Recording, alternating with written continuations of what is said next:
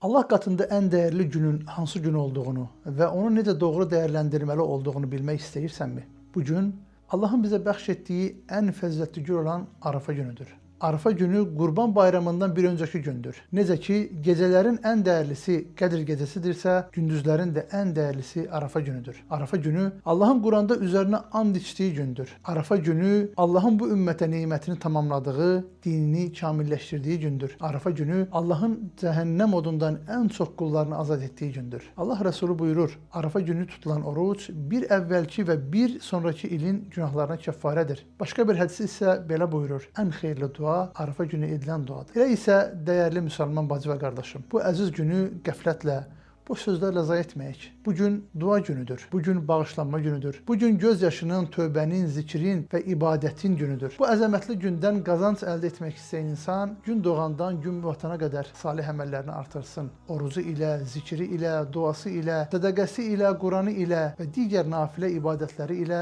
bu gündən pay götürməyə çalışsın. Kim bilir, bəlkə də bu Arafa bizim üçün Allahın bağışlanma fərmanını yazdığı bir gün olar. Velhamdülillahi Rabbil alemin.